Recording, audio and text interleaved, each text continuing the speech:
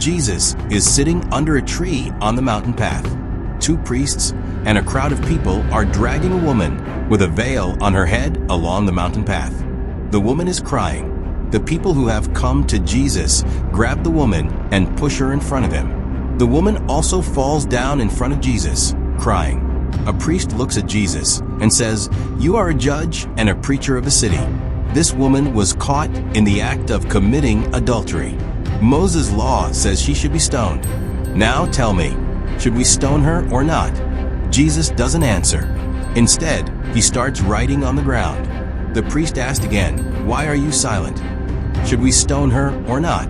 Still, Jesus said nothing and continues writing. Immediately, a priest asked, "How can you be silent? Should we follow Moses' law? Should we stone her or not?" Everyone shouted. Jesus slowly raised his head and said, "Let the one without sin throw the first stone." Then he goes back to writing on the ground. The crowd starts to leave murmuring, "What did this man say?" Only one man stays behind, watching Jesus. When everyone is gone, Jesus looks at the woman still kneeling and asks, "Woman, where are all those who accused you? Has no one punished you?" She immediately said, "No, Lord, they've all gone." Jesus gently says, "Neither will I punish you. Go and sin no more." The woman, overwhelmed, falls at his feet and worships him. A man from the priestly group had been quietly watching everything. After the woman left, he knelt before Jesus. Jesus looked at him and asked, "What do you want?" The man said, "Lord, I know you are the Son of God. I've heard of your miracles and wonders. I have seen them with my own eyes. I've also listened to your teachings, and I am following them." Judas then spoke up, "This nation has accepted the teachings of our master. Tell us about your coming." Simon, eager, said, "Lord, accept me as one of your disciples." Jesus looked at him and said, "All my disciples are chosen by me. I haven't accepted anyone who came to me on their own. My followers carry their cross on their shoulders and follow me." Immediately Simon said, "Lord, I will serve you all my life. Please accept me." Jesus asked, "What do you need to be my disciple? If you follow my teachings, you will find your way to heaven." Simon said, "Lord, I know you are the true God. I also know that you are the Lamb of God who was born to take away the sin of the world. When you carry the sins of the world, if I am your disciple, I will also have some small share of your burden.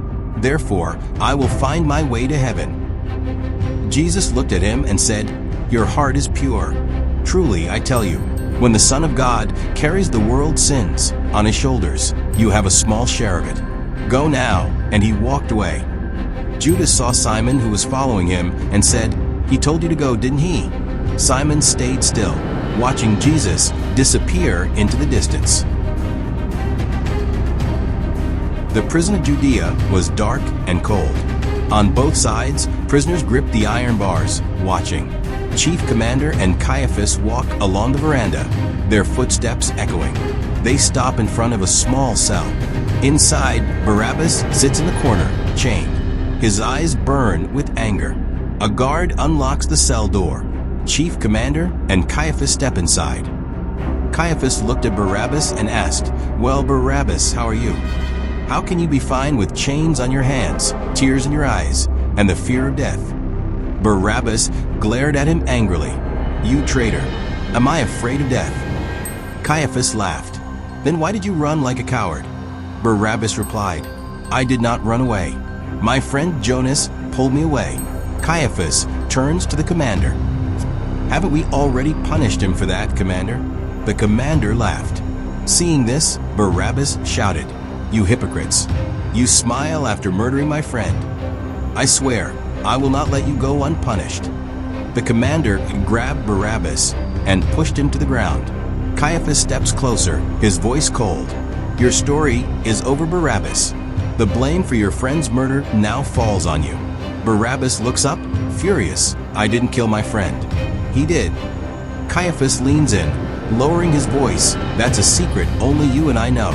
Jonas' family doesn't know. Pilate doesn't know. The only thing they'll hear is that you killed him. And our dear commander, he's the main witness." The commander laughs again. Barabbas rage boils. Caiaphas then asked, "I came to see you one last time.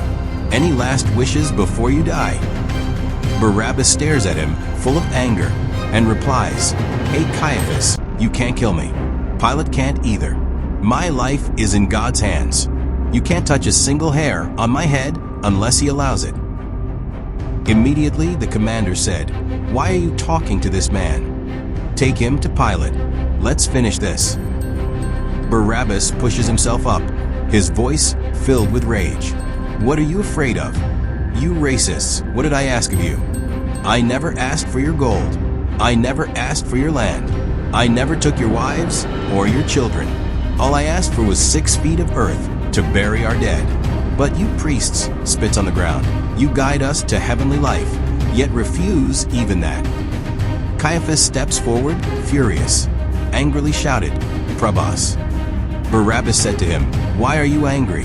The temple was meant for worship, not politics. But you are greedy merchants who have turned the temple into a market. Religious fanatics cast fanatics." Caiaphas shouted again, "Barabbas." Barabbas continued, "Do not think that you will die a peaceful death after falsely accusing me and sending me to execution. No, the same crowd that praises you today will turn against you and give you the punishment that you would give to a prostitute. They'll drag you through the streets, they'll stone you, and you will beg for mercy. But they won't stop until you cry out and die." Enraged, Barabbas grabbed Caiaphas by the neck. The commander immediately kicked Barabbas and threw him to the ground. He collapsed in the corner, unable to get up. Caiaphas and the commander left angrily.